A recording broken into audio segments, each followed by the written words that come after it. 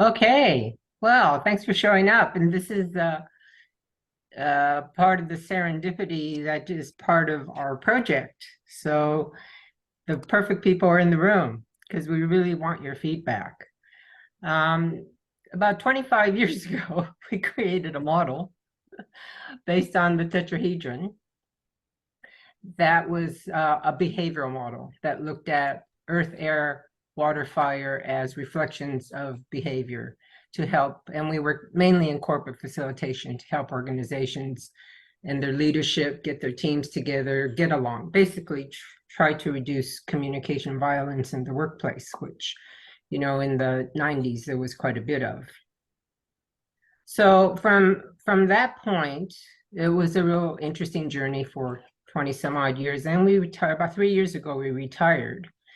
And we thought, well, what are we doing next? And so we just kept on keeping on.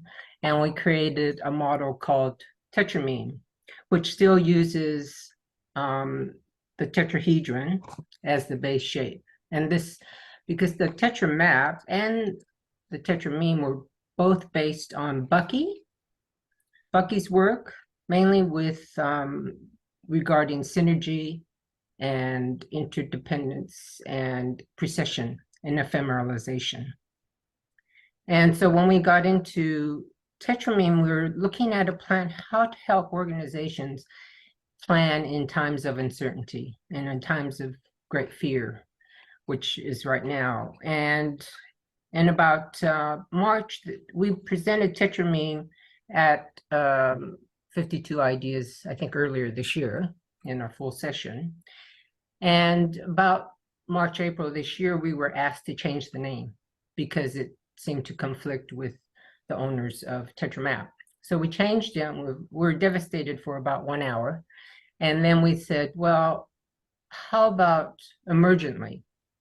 Because what we are trying to help people do is to emerge gently into ecological solutions. And it was all about the concept, having people understand that I am nature, we are nature, and whole systems thinking, which is Bucky. And we even spent 2 months this year traveling around the world, meeting up with Tetramapper friends. And it was so hard to communicate precession and whole systems thinking because everyone is in such fear and in such emergency right now. It ended up all we did for 2 months, well, 1 month when we were visiting our work friends was to listen. We just listened to their pain. And then we come back, and 2 weeks ago, our dear friend Katarina Pipi, who is a Maori, fantastic Maori facilitator consultant, who was in our very first certification, Tetramap certification course in the over 20 years ago. And she said, could we help her work with a group, with a whānau? Whānau is family. So you have this whānau on the East Coast that have been in dispute over customary marine rights of the sea and the bay, Tokomato Bay, where they live. And the diaspora throughout the country of these families are in the thousands, but the community itself is very small. But they've been fighting for 6 years. They went to the High Court, and the High Court said, your families are in such turmoil. Please do not come back to the High Court for a decision of who gets customary rights until you get your act together. And so these are the indigenous people of New Zealand. So they've been in dispute. And 10 days ago, we were sent all the group, the family that Katarina is working with, we were sent their documents. And it was that they were going to go into this mediation with.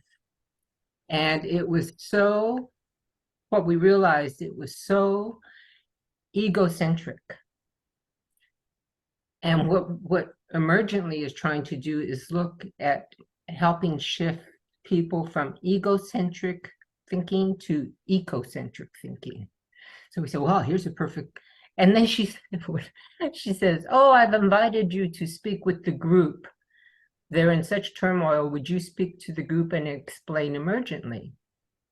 And Katarina is a fire element like me, and so she just trusts because we don't really know what we're creating emergently as a planning process. And so, because I'm a fire element, said, sure, well, we'll share emergently. And it turns out that we'll share our screen now. Emergently. Go ahead. You have it go back to the first slide, please. Okay.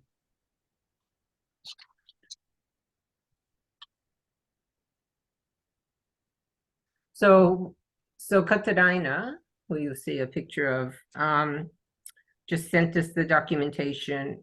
And in Maori, Ta'au Maori is Maori worldview. And what we realized when we came back from our trip, our biggest client for TetraMap has been and still is our Maori community here in Aotearoa. I mean, we're TetraMaps in England, Germany, Mexico, the US, it's everywhere. But our biggest committed group are our Maori clients. And then, we realized Te Ao Maori worldview, indigenous worldview, understands that their DNA is a whole systems thinking approach. That's why they got TetraMap. That's why Katarina got what we were trying to do in Emergently. So Emergently, so we say spirals for synergy, because what we've done is taken the TetraMap or taken the tetrahedron, and then we spiral through the elements. And go to the next slide. So here's a picture of Katarina, who is a Maori elder. She and a fabulous singer. She's got a beautiful voice, and she's working on a PhD now on music and healing. But she's the one who asked us if we would come and explain Emergently to the group. So we went into this, and we saw there, she asked them to put on one page what they were going to present to the mediator today. They're meeting today. So this was last Tuesday or Wednesday or something. So we're looking at this one page, which is so egocentric, so laying blame, so much in denial, and all those things we talk about, sort of anti-taking responsibility. So we're looking at this document, and we said, okay, let's see if we can support them to go into the mediation with something a little bit more uplifting with integrity. So Jon will explain how the main Emergently framework that seemed to work at the time. Yeah, so we basically spiral through the 4 elements, or parts of a system, but like climate cycles through 4 seasons, each year the weather is actually different. And but he also commented on that. He said all cycle actions are spirals. Which are intriguingly, I was just only introduced to this just a few days ago by somebody else, serendipitously, completely out of the blue. So what we decided to do is focus on ego, and then try and figure out how we can think more ecocentric. So aiming for synergy, where the whole is greater than the sum of its parts. In other words, 1 + 1 = 4. It turns out that it's one triangle plus a different triangle generates a tetrahedron, or 1 + 1 = 4. And what we realized is that diversity and interdependence are therefore prerequisites for synergy. So this has got a lot of implications for the way that we work together.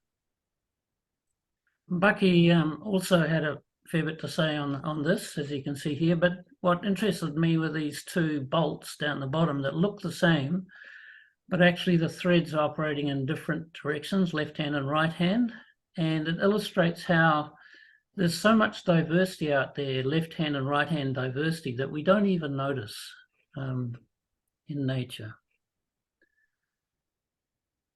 So the emergently cycled through the 4 elements as part of a system, and then we decided that by focusing on the eco side, or the ecocentric version, we can then we notice that serendipity happens. This is where unexpected, well, we can call it precession as well as synergy. So synergy will happen, which is unexpected, but then also other events completely unrelated to what you do, but happen out of a consequence of you doing something, but independently, as it, like precession suddenly occurs, and we call that serendipity. So we think that when you're operating in tune with nature, working on valuing diversity, valuing interdependence, you can get synergy and ultimately serendipity. So you can go through this again and realize that, okay, out there are in the outer system, there are things that are happening that we can influence, perhaps not absolutely directly, but how can we work now more interdependently and with the external context as well as what we're focusing on directly? So how can we make a bigger impact out there in the context? Okay, so the outcome, we had an hour-and-a-half meeting with them. And by the end, we went into the meeting, we were very welcomed, which is really, and Katarina said to me 20 years ago when we met, Maori do not pick up Pakeha, just white people, Pakeha models easily. It's our, the models come from us. But there's something about Tetramap that aligns with our Te Ao Māori, our worldview. And so we became very good collaborators, very good friends over the years. And the that alignment, that understanding that I am nature, we are nature, is part of their AI. And we said to them, the new AI, the way we see it, is ancestral intelligence. And that they hold that in their DNA. They hold whole systems thinking in their DNA, unlike many of the colonizers. So that's why they get it. That's why we could talk about, we can explain synergy, precession, ephemeralization with our Maori friends, because they get it, because they see how it fits into the whole system. So the end result of the hour and a half, we were just blown away. We do tetra thoughts at the end, and everyone goes and says how they're feeling and what they're thinking. And the one who was banned, it was interesting, they banned this one woman who was actually one of the few people, if not the only one, who actually lives on the land. They banned her. They didn't want her to come to the meeting because she was such a troublemaker. And so we said, that's not our choice. So, whoever shows up for us. And sure enough, she was there. And I said, isn't that the one they didn't want there? And they accidentally invited her by the email. So it was, it was meant to be. And she was the earth element. She was the reason they found her difficult, because she was so direct and so blunt, and that's how our earth element just is. And she was the first to speak, and she was talking about how she can see that so much of what they believe now comes from ego. So much of the angst that they're having comes from ego about their mana, because their mana is their power, point of power, and it's mana is bestowed on people. You have to earn mana, and it's usually the people, the elders who have this mana, and their mana was insulted. So they said this other group insulted them, etc. It's very egocentric. So by the end of this meeting, they all shared something. And they were saying that our definition of interdependence is my success depends on your success. Our success depends on nature's success. So if that interdependence were really lived out, what do they need to shift as far as their mindsets and their behaviors to communicate that interdependence? And then just 2 days ago, 2 days after the meeting, we got their second one-pager, and it was just stunning. It was all about, and they're presenting that to the mediator today. This is after 6 years. They're presenting that to the mediator today to say, they use the word interdependence. They didn't use difficult terminology, but they made it very clear that we are all one. We are one family. Why in the hell are we fighting? You know, this is one family trying to determine the customary rights of the moana, which is us. This is nature. This is the ocean. This is the sea. And then yesterday, serendipitously, we were at home. It's a Sunday, and Katarina rings and gives us a 5-minute. She goes, "Oh, could you zoom into this group? Because I'm now on the other side of the country. I'm working with this group, and we have a strategy meeting after I'd like them to meet you, and then we have a strategy meeting. But we've been here all morning talking because their introductory, their Fanangatanga, their opening of any hui, any meeting is just introductions and how people are feeling, etc. So we said, okay, well, got 5 minutes. Okay, turn on the Zoom. And so we just made it up on the spot about, we just listened to them. And they were saying things like, we're tired of being in dispute. We're tired of fighting. We've been fighting. They're in the same situation on the other side of the country, fighting something for, colonization and all that has just taken so much toll on the people. And they're trying to lift themselves up and do it responsibly. But in doing that, of course, the family feuds, etc. And he says, thank you so much. He thanked us profusely. It was amazing. They thanked us profusely. And all we did was talk about ego, synergy, etc. And we gave a little spiel. Jon gave a spiel on the synergy, etc.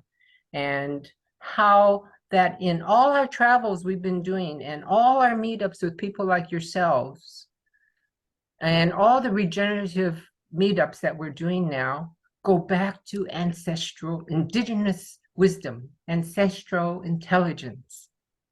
And I said to this group of leaders of this particular whānau, there's a tribe actually, Ngāti Huiti.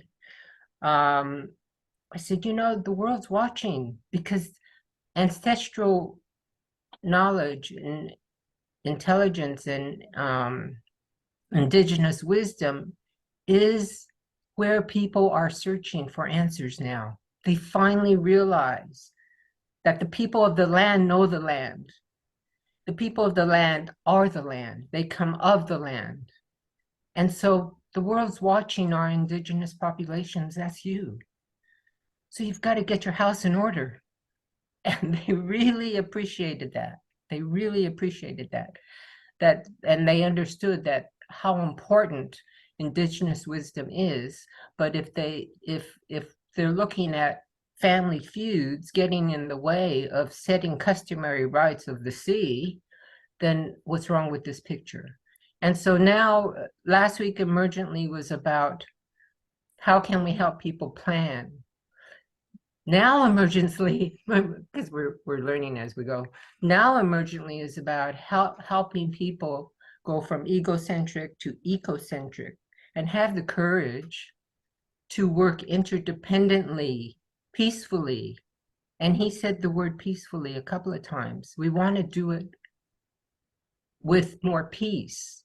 We, you know, because they're a warrior nation. You know, Maoris were a warrior nation way back when.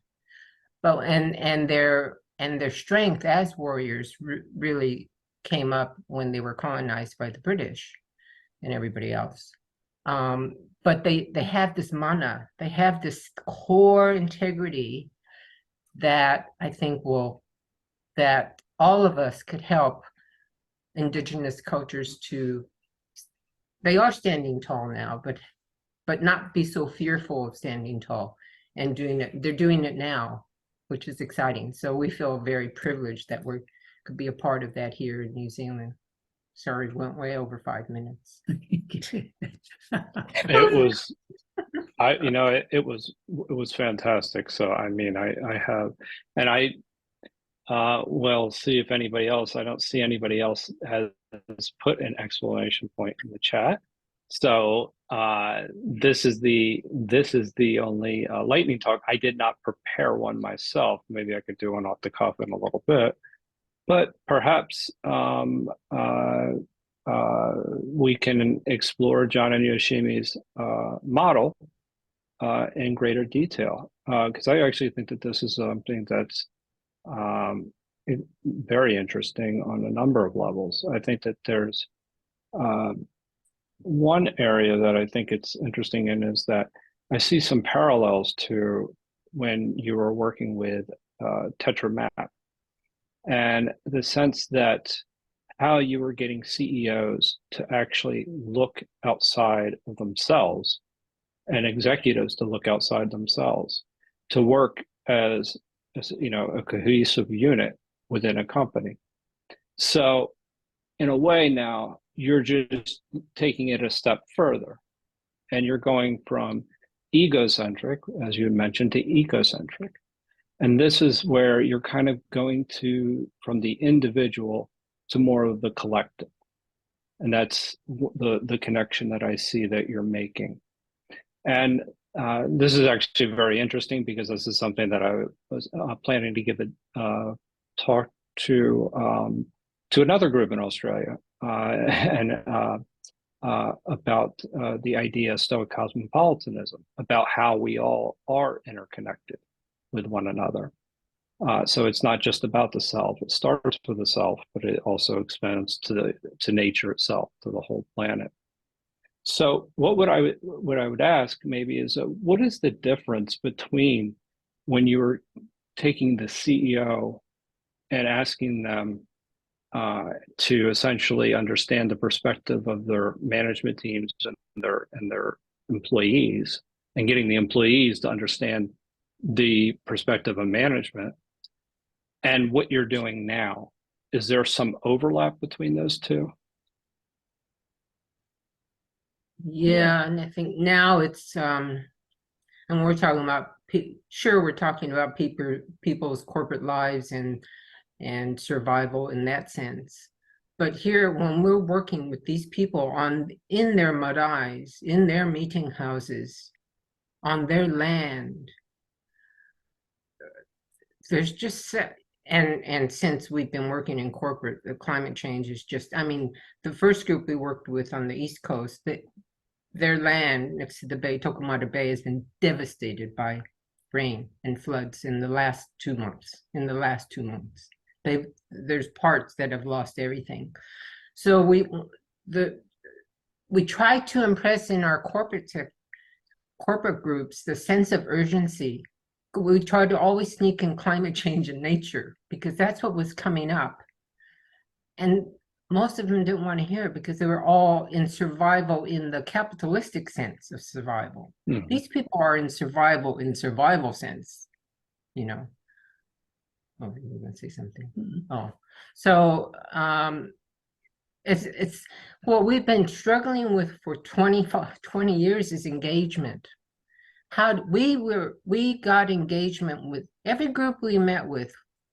Over 90%, we got real engagement. By the end of our sessions with them, they'd understand our definition of interdependence and responsibility. And responsibility to nature, stewardship of nature. in addition to, as a part of a reflection of how their team should be. I said, we would always say, what if your team was structured like this after we showed the strength of the tetrahedron?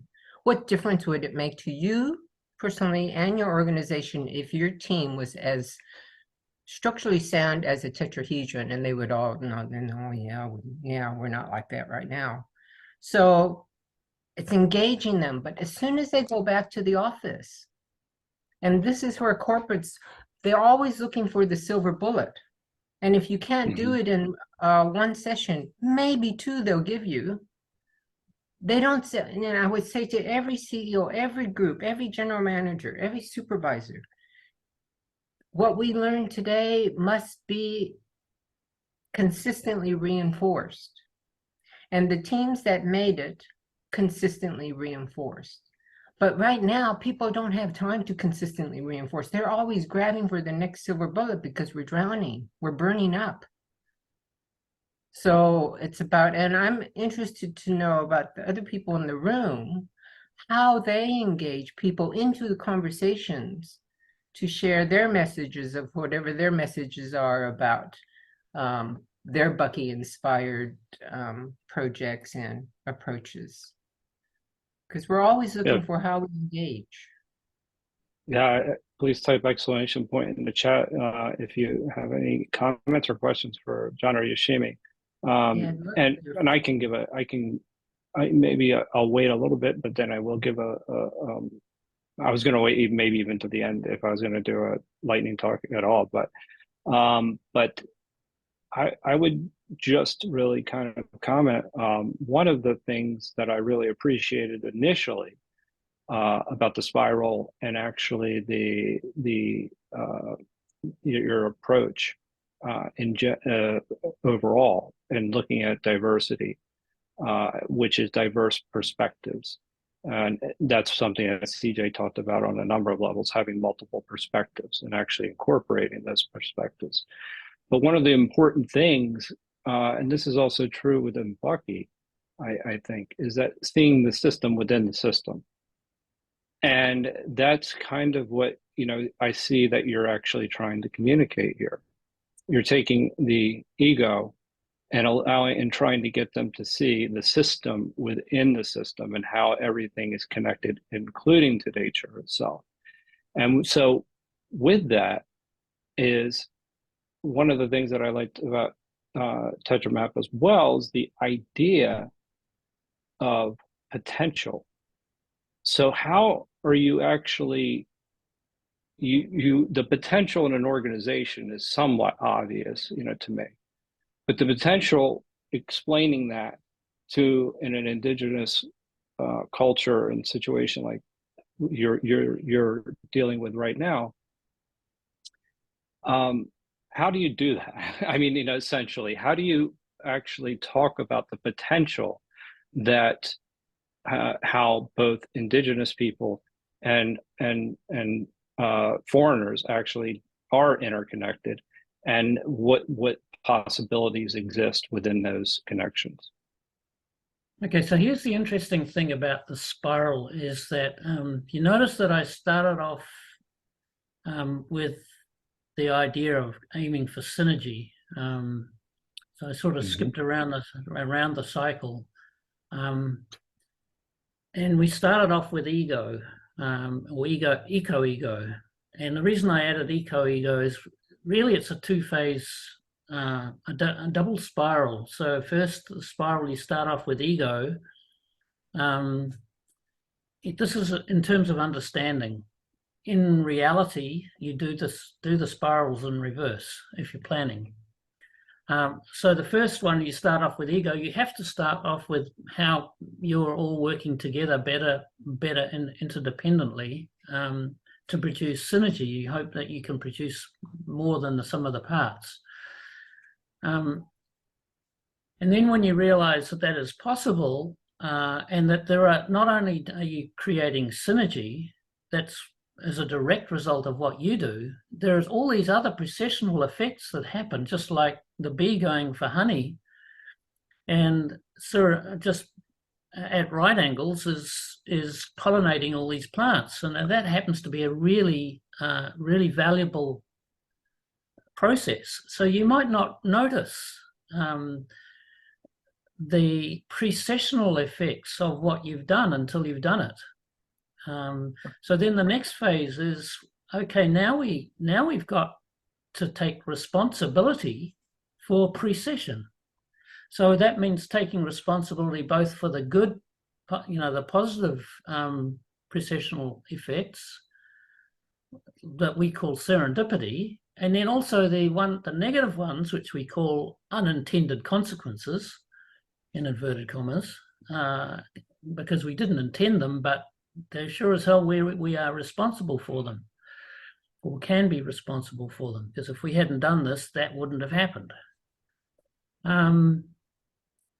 So that's the next phase, is we now need to realize, okay, we're making way more difference out there in the context because of this precessional effect that's natural. This is what happens all the time.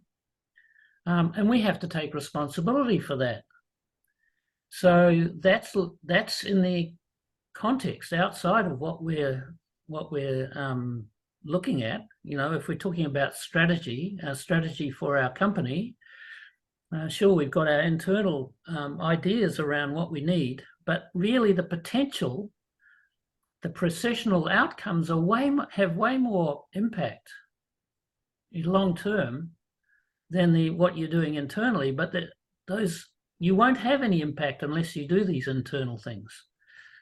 But it's good to plan for those external impacts. So what we do with the planning process is we turn that upside down, and we start off with what is the current state outside your system.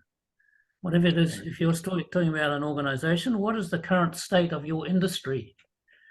And what is the inherent, and then immediately, what is the inherent potential of that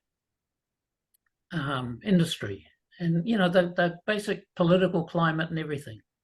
What is the potential that you think would be really, that would really enhance everything, would be really good? And then what can we do internally that can influence that? Yeah, so that's where we start with the planning process. We actually start externally. We don't even look at the internal, functionality of interdependence and so on of people. But in a workshop, you would try and do tetramap with people first, so that they could understand each other and work together more interdependently, understand their diversity. Do the first kind of cycle through understanding that synergy is what we're aiming for internally, and then realizing that actually precession is what we're aiming for externally. And so let's aim for precession first, and then see if we can create some synergy in that direction. That's interesting. One of the things that we've talked about here a lot is being macro comprehensive and micro incisive. And I feel like that's actually the approach that you're now taking with this. This is much more macro comprehensive. In a sense, it's global. It's not just local. Whereas if you were working within a corporation or something along those lines, that would be a much more local event. So that would take a little bit more of a different approach. So that that's another interesting aspect of it, is that when you're looking at projects within projects and within a goal, you're kind of now you're looking at it from a perspective of nature, and I think that what I really like is how you talk about taking responsibility for whatever the outcomes are. Because, and I'll come back to that in a minute. There's an idea in Stoicism where there's a Stoic triangle as a way of achieving eudaimonia, and which is flourishing. So the idea, one of where you start, is taking responsibility, and then the second part is understanding what you control, and the third part is excellence. So the idea, and that's how you achieve, because excellence in meaning that you're doing what you're intended to do, and that's in accordance with nature. So the whole thing is supposed to be in accordance with nature. So I just bring this all up because it's actually, I see some of the very similar things in Stoic flourishing, and also the idea of Stoic cosmopolitanism as well. But we have somebody who's, unless you want to comment, but we do have somebody who's brave enough to ask a question at this point. Katie, would you like to go? Yeah, I was gonna make a quick comment and then ask a question in there too. I agree that with the flourishing, it helps to like define two to come together. I think we had a meeting on this.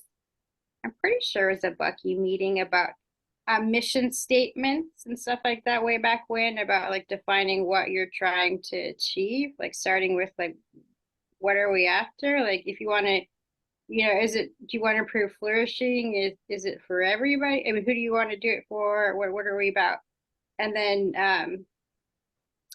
my second question, I'm trying to place this into a company. So sample company might be CEO is in a walled garden, and you have access to your siloed department, and HR is distant, but they're available if there's like something that might be a problem for the company. How do you work in that kind of environment?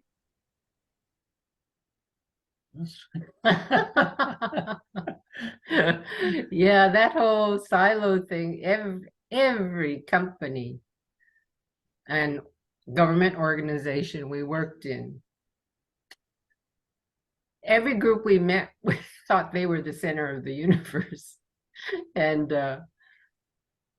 it's interesting, and that's why I think, as far as corporates always seeking a language. The corporates that we did well with, or the organizations, they were not, of course, some were local government, that we did well with, it's like Maori, is that there has to be the interdependence will happen when there's a common language which includes mindsets between the departments. So we had more success when we met with more departments, like accounts, that I'll never forget. We met in a city council. We did accounts, we did social services, we parking attendants, and so forth. And I remember even the CEO says, "Oh gosh, you're meeting with transport next." Everybody's well, good luck. They're really a strange, mean group. And so we were, sort of a bit nervous about meeting with them. It was about 20, 25 in transport, and they were lovely. And then I said, "Do you know how you are perceived by the other departments in the city council?" "Oh, they love us because, we're in charge of all the traffic in the city. We're very important." I said, "Yeah, you're important. The same words out of the accounts department. We're very important. We pay everybody." But the mindset of the what weaves through the nested systems, they're all separate systems.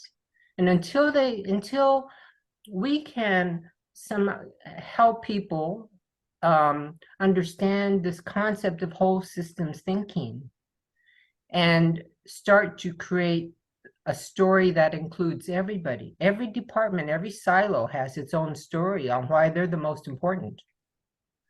And Yuval Harari just sums it all up in this age of uncertainty and emergency, the question is, what stories are we believing? And so if, storytelling sort of became a big deal in corporate training, I think right when we were leaving. So in your companies, how can you support them it's usually through HR. When you need to cut back, they cut back on HR because HR then becomes just payroll and so forth. But the important part of HR is nourishing your people. So how do you how do you get the soil? It's like regenerative farming. How do you get the soil, the whole field rich enough for everyone to grow? And that's how a wise CEO and a wise leader or a team leader, even in the department, saying, what's our story and what's the story of the other silo?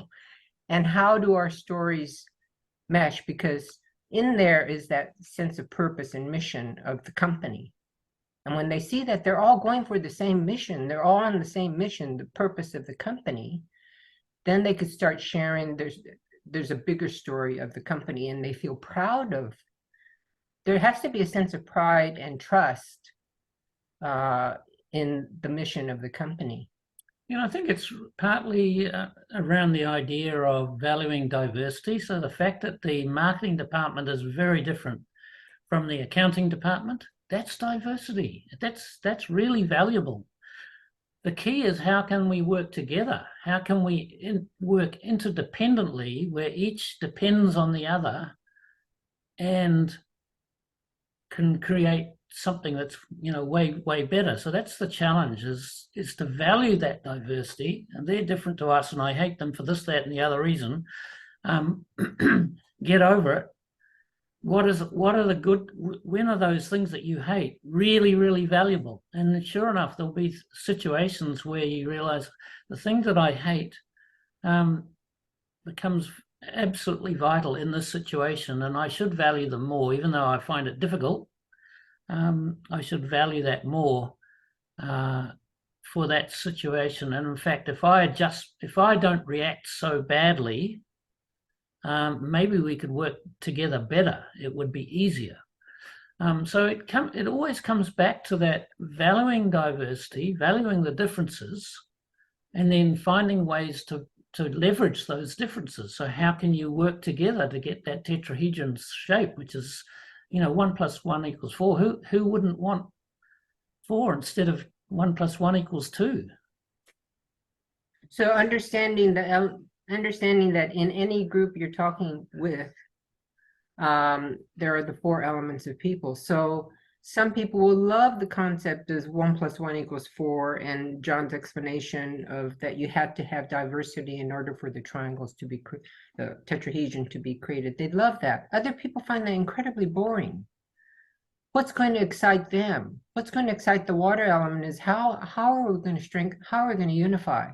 How are we going to come together? Work together. How are we going to work together? Fire, give me some hope. Fire elements need hope.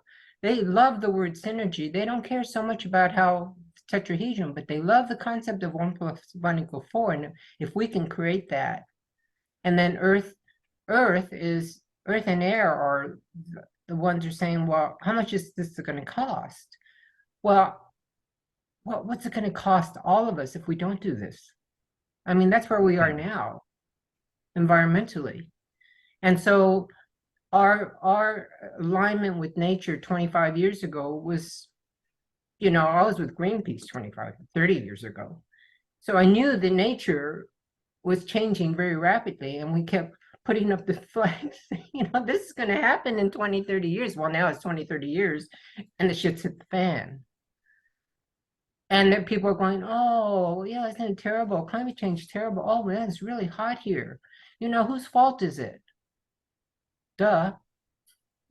So I think we're at a point in emergency where people can feel, can experience nature's response to the way we've been treating her. So how are we going to treat her, and how are we going to treat each other in order to move forward and leave something for the big key with the Maori was 2 words. One was mokopuna, which is your grandchildren. Legacy was one, I think, but mainly mokopuna. What are you creating that you want your grandchildren to grow into? And we have to start, it's almost too late for the adults. We've got to find a way to get to the kindergartners and primary school kids now and helping them understand a better story. Jeannie. Jeannie, go ahead, Jeannie.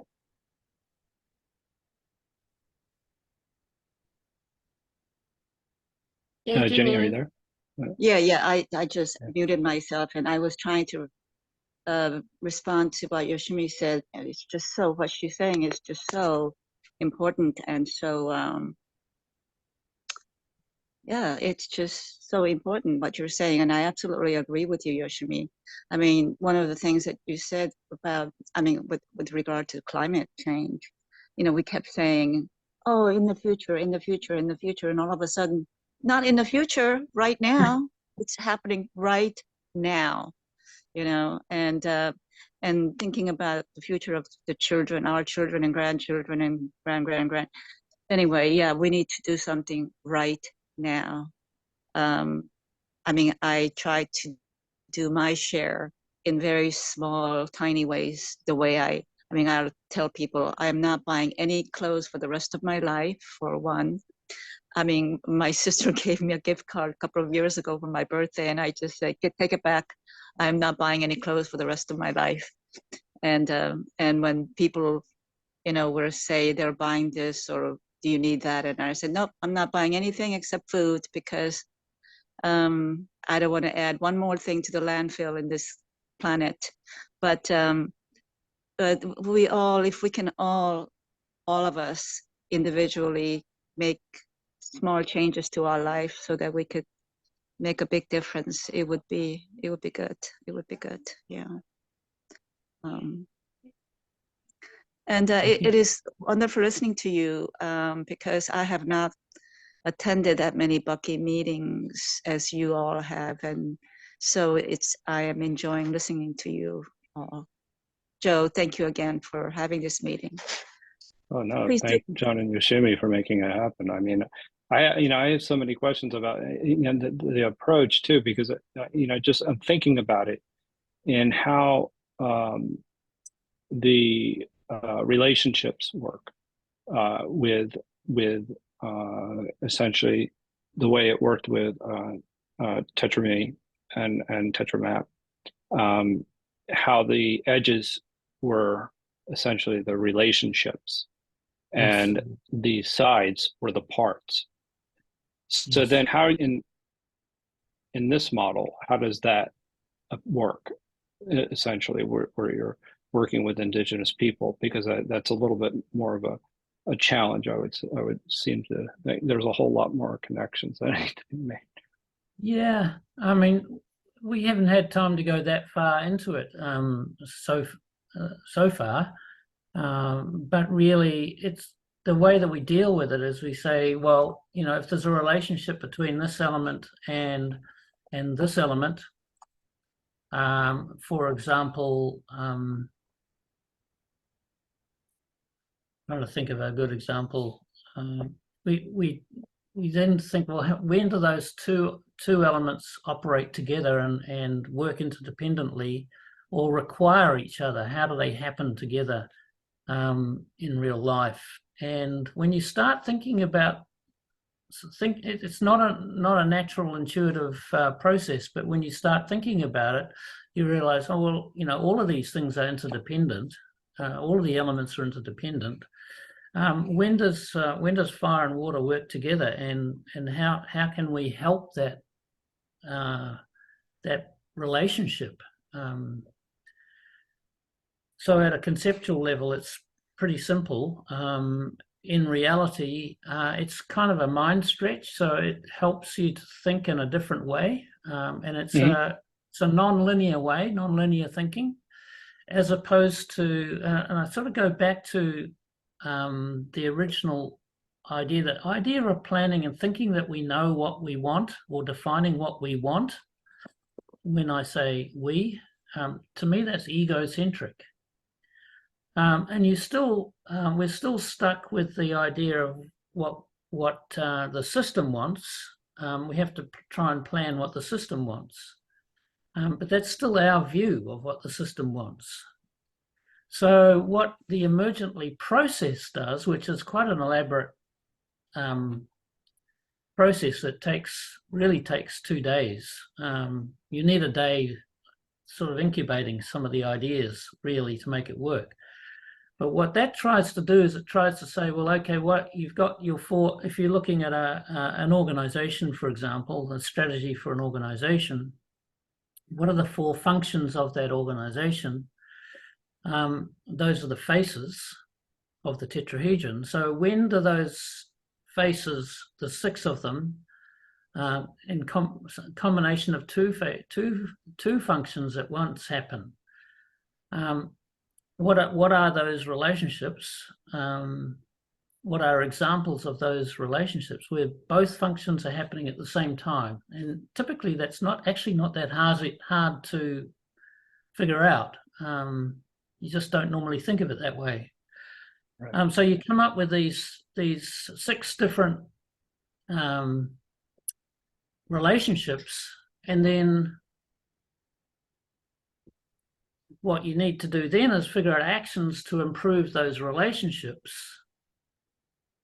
And then you hope for a good solution to emerge, a good outcome to emerge. So you never actually try and define the outcome because you're hoping for synergy, which you can't predict. So Emergently goes the other way around. We avoid defining a desired end result completely, which is really hard for earth elements to accept. Very unintuitive for most people. Relationships. Oh yeah, so well, each of the sides is a each of these well, no, not each of them. Some of them are doubled. So there are the relationships there. There's six of them, three on the bottom and then three on the top. When you do the process, though, it's very linear. You do what's the relationship between water and fire, water and earth, water and air, and then what's the relationship between earth and water and air? These two, and then these two. So there's six. Yeah. What I want to do as a fire element is to simplify it. And I'm going to put in the chat a great video that our collaborator from Venezuela gave us just the other day. It's a short video, a half hour called The Great Simplification, that everything's become so complex. And what resonated with the Maori group was, I said, you know, it's about your mokopuna and your grandchildren. And I said, anything that we put, and I'm suggesting to Katarina and John, anything that we put forward to engage people to understand emergently, aim it for a 12-year-old. We've got to start making it the concept of storytelling, the concept of ego and eco, the concept of responsibility, the key concept, and our greatest trim tab is the mindset, I am nature. And that's why it resonates with Indigenous. That's why what Bucky, you know, we don't call it Bucky because if you tell people to look at critical path, they freak out. You know, it's just too complex. We need to find a way to simplify for understanding and for engagement, so that mindset, I am nature. What does it mean, I am nature? If someone, you know, we have lots of friends and clients in Singapore. There's very little that's natural in Singapore. You know, shopping is their key hobby. And and they're making it very, very green now, but it's all man-made because there's so little of native nature. But they're starting to understand that. They're starting to understand that if we want to find solutions to walk into a brighter future, we really need to work with nature and not try to control. They'll just get to the stage, let's work with nature. Colonization is let's control nature. And regeneration is I am nature. So, and I mean, I appreciate this time because I don't know if there's any other people in the chat that have raised their hand. No, not yet. But so just helping me understand one aspect of it is that the actions that you're taking and you're not articulating necessarily a clear, defined outcome because you're letting it emerge. But what does that then mean for feedback systems? Like, how do you then measure progress within that framework? That's what I would ask. Yeah, I you mean, measure I see yeah, go ahead. I'm sorry. so the actions will be related to a relationship. So you measure the improvement in the relationship. If the Okay. relationships are improving, then you know you're on the right track. And so, like those 4 triangles, each triangle we actually, again, cycle through 4 elements in the process. And then, in fact, we do it twice for some of them. So that the last one, the transformation, during the process, the last triangle is actions transform. Actually, we do 6 different actions, or sometimes you can do a single action that will work on several relationships. So you don't necessarily have 6 actions, one for each relationship. You can often have fewer relationships that you have to do that are going to affect several relationships at one time. And then you need to figure out, well, what are our feedback systems that tell us whether these actions are actually making a difference? And that's the last thing you do in the process, in the planning process. Yeah. And I guess within that process, you're looking for, obviously, and this is something that Lucky would often talk about when we're looking to nature for solutions, is the idea of identifying patterns. So I'm assuming that's essentially what you're looking for in that process as well. That you're Yeah, starting I to mean, see it's pattern. pretty ad hoc. We Okay. haven't done this a lot of time, so it's a fairly new invention, and yeah, we haven't really, we've only actually ourselves been through the full planning process twice, and we've only really we've partially. We haven't got through to the stage where we're at the feedback measure, checking our feedback yet.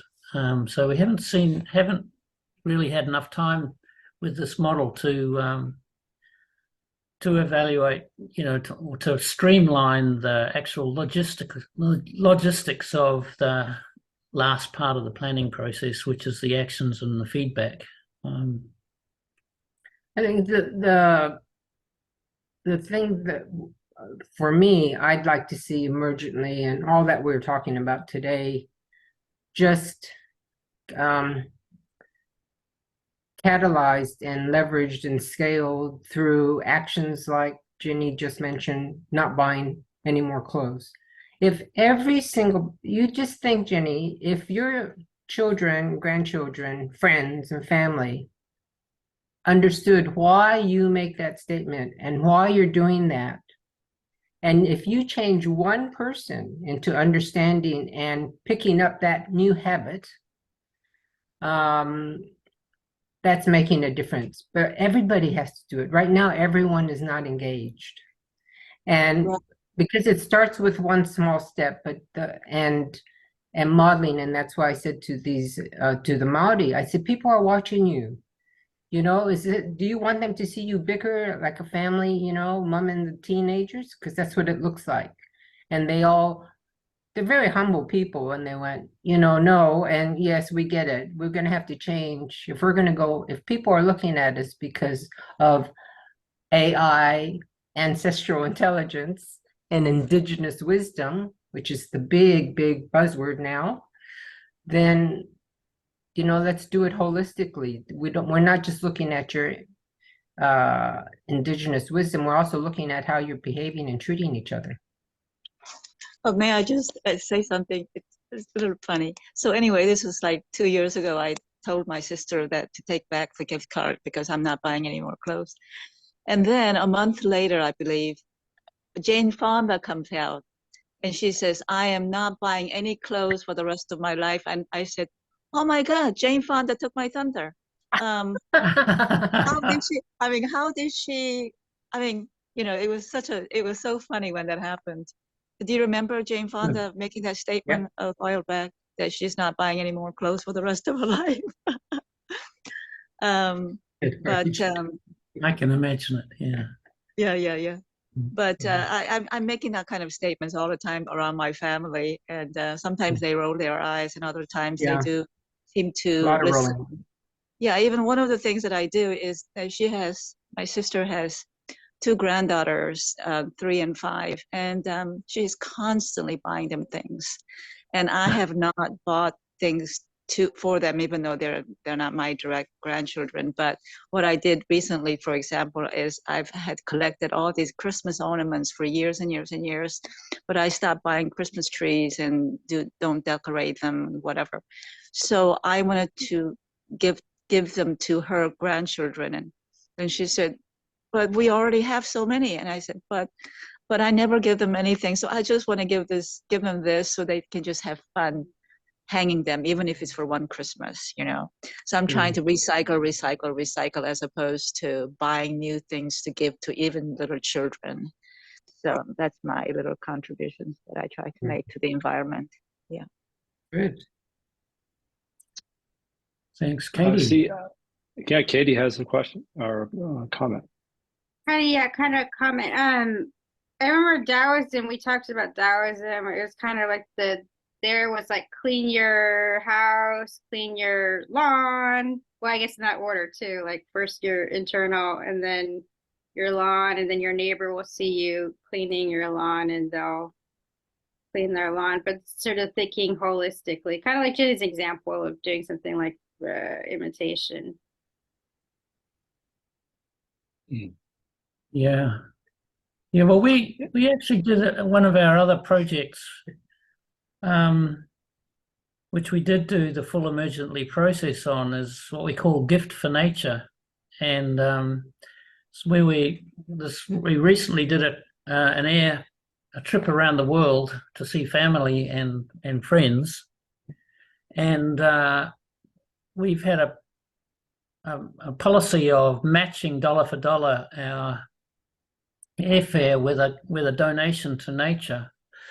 But we thought this time what we would do is try and influence the grandkids or grandnephews and nieces.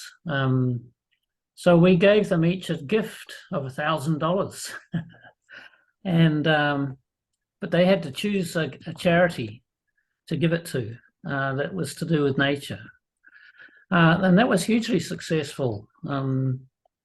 So they're away on summer holidays now, so we haven't really had much more feedback. We're at that. We've done the action now.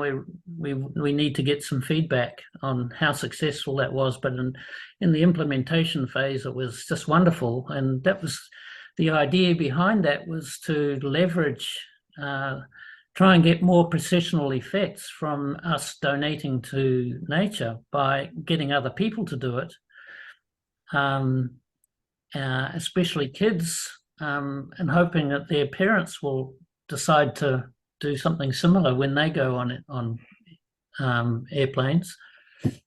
But also what happened was we did in Germany, we met with some friends and with an organization that was celebrating their 20-year anniversary. We happened to be involved in the naming of their company 20 years ago, so they were very pleased that we happened serendipitously to be in Germany at that time. And so we said, oh well, look, why don't we'll give you $1,000 to choose a charity for as well, just to celebrate your anniversary. And they said, oh wow, that's wonderful, we'll match that with 2 more. And then they did a celebration Zoom, and one of their clients did likewise as well. So that was an example of trying to do something that will spread the word about reciprocating with nature when we know that we're doing damage to nature, we have to do something to reciprocate. Just the standard carbon offset, I don't think is anywhere near enough. And the beauty of the dollar for dollar policy is also that it makes it very expensive for us to fly. So it gives us an incentive to change our behavior and not fly, but it doesn't prevent us from flying. And I think that's really valuable. And I think I'd love for that policy to catch on, even if people don't do 100% that dollar for dollar, but a major even percent. just a small, whatever, the beauty of Maori culture is the koha, the concept of koha, giving back, reciprocity. And you always give a koha, whereas the Japanese culture is it's on steroids. I mean, it's just like insane kind of gift giving. But Maori culture, it's not always, well, it's usually not money. Often it's money, but usually it's in something that you make or food, usually food. But it's always a sense of giving, reciprocity, and that's what we were trying to do with the gift for nature. And it doesn't have to be about money. It could be any way that we could sort of balance the books on with nature, because we've just taken advantage of it for so long. So, and she'll carry on. Our success, her success. Well, our success depends on nature's success, but her success doesn't depend on our success. And people don't get that. And we're just going to all collapse, and she'll be fine. But let's do something to ensure she works with us and taking care of our generations. Maori thinking, they're talking in terms of 500 years in the future at their strategic planning meetings. So. Yeah, there's a couple of other areas really quickly that I would like to get your thoughts on as well. And we've talked about it already. It was the idea of ancestral intelligence. So, I mean, I think that that's so important because that's something that we do here, to be quite honest. We look at various traditions of inquiry, and that is something CJ was really big on, and actually incorporating it into more of a comprehensive approach to looking at the world, so hence comprehensivity. But how do you then actually cultivate an appreciation for ancestral intelligence in a world that a lot of people think they already have the answers? And essentially, I mean, that's one of the things that you talked a little bit about, education. And I think that actually, in a way, that's some of the things that we're doing here. But what are some of the other ways that actually are you connecting, indigenous tribes to modern people, however they identify themselves? Well, actually, for me, I've been sort of checking up on a few physics and maths and biology kind of ideas that have actually been around but are not very popular. And I realize that there are scientific theories, very well-grounded scientific theories that haven't gained popularity. People generally know about them, that really support the ancestral wisdom, a lot of their ideas. And one of them is morphic resonance, which I don't know if anybody's ever heard of that. I hadn't. I wondered what it was. And this guy, Rupert Sheldrake, has been around for ages. He was a biologist, and he was looking at differentiation, how cells know what to grow into, even though they have exactly the same DNA. How does it know to be a fingernail and not a piece of cheek skin or whatever? And he figured it all out, but he didn't know why. They know the processes, but they couldn't figure out why the processes happened. And so he created a theory that's very much related to what we saw with Don Brittle and John Clinton to do with fields. And he says it's a field resonance. So that when you have, and he did some experiments with, they've done an experiment. I don't know whether he did it. He talked about experiments with rats learning mazes, and they proved that if enough rats learned, if a particular maze was learned enough, with enough rats learning it, other rats who had no genetic or physical relationship with this other group can learn the same maze much more quickly, just automatically. So he proved that this, he calls it morphic resonance, that it's kind of what we've used to call global knowledge, or so he's seen some examples of that. And so I think there are actually a lot of scientific theories that support the ancestral intelligence. It's just that it's convenient for us to ignore them, or for the vested interests to continue with their own approach, because it supports their livelihood. Just for a bit of comic relief, this is this is what Jon created After Don Brittle. after Don's presentation. So this is actually a tetrahedron in the middle here. I don't know if you can see it. With the timber wooden sticks, and then the tubes joined up, and I just did it randomly. Well, I tried to get a pattern, but I couldn't get any pattern to work. But this is one continuous loop. But I don't think it's the right one. I think there's a better one. Anyway, it's lovely. It's so it's we were beautiful. trying to get a spiral going So through try- the tetrahedron. That we was the teach- best I could do. Yeah, how do we teach the concept of spiral? And I Actually, challenge that's Jon to that. 3D spiral. That's Didn't quite interesting. Actually, that is it.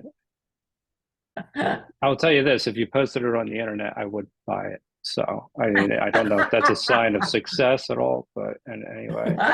But one of the last things we can go on. I mean, but one of the last things I really wanted to talk about is the idea of simplification you talked about. And can you go a little bit more into detail for that? Because I think that that's one of the most important things when any type of project, team building, anything, relationships, is that you simplify things so that the actions that you take actually they become I don't want to say no-brainers, but they become much more clear, and you understand as to why you're doing something in the first place. So I think that that's one of my favorite areas when it comes to any kind of project or any kind of approach to any endeavor. Actually, I just like it to be much more simple. Yeah, having been, both of us were teachers in our previous lives, and I was a primary school teacher. So everything, as a primary school teacher, it's a great grounding for how do you get a concept across. It's got to be physical. It's got to use all the senses and so forth. So even in our workshops, we always had pens, colored pens on the table for them. And we said, okay, you've got 5 minutes. 1 + 1 = 4. Create it with, each of you has a triangle. Face your partner. You each have a triangle. Do it with this because it's very. Oh, they can't see. Oh, okay. Each of you has a triangle. 1 + 1 = 4. You can try if you want. my triangle plus John's triangle, you got to do 4 triangles. And the only way to do that is to create a tetrahedron. And you could do that. And then somebody will get it, a pair will get it, and they say, okay, the rest of you do some market research. So you get in jargon that they know in the corporate sector and but then they could physically see 1 + 1 = 4. How can we do that? And for the advanced class, we do 1 plus. Come back a bit. So if if Yoshimi does her left hand and I do my right hand, we can create a tetrahedron. But we have to do different hands. But if Yoshimi does her left hand and I do my left hand, there's no way we can combine to create synergy. So with that way, we prove that you have to have diversity, and sure, we can be around like this and try and join differently, but there's one way that we can join interdependently that can produce 4 triangles. And I think that's why TetraMap and any model or any theory, and there are a lot more now, that link us to nature. Because our greatest emergency right now is nature. If you go back and climate justice is at the heart of all our wars. There are so many wars around, and what the wars are doing to the climate is just, no one's calculating that, I don't think, but it's absolutely amazing. So if we could go back to the source, which is nature, and think of what it would do if we got people to understand, become addicted to the concept of I am nature. They're killing themselves. We're committing suicide, because when I hurt nature, I hurt myself. Until they understand that we are nature, they'll just keep on killing each other and killing nature. So I think part of the great simplification is getting people to become addicted to the concept, addicted to their connection with nature. And I think that's where, we've all been trying for so many years. Greenpeace has been trying for so many years. We are connected with nature,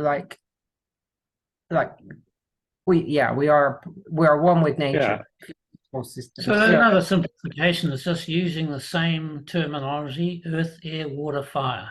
All right, and sure, there are other systems out there that have a 5th element, but usually, like ether, for example, or sky, really is the context. So when we talk about the 4 elements, it's always in a context. So you could think of the sky or the ether as being the context around the 4 elements. But using earth, air, water, fire is a really nice simplification, and it carries, you use that as as a metaphor. So for behavior, we use, earth is firm, air is clear, water is calm, and fire is bright. It's kind of a no-brainer. So that simplifies and creates a common language when you're using a common metaphor.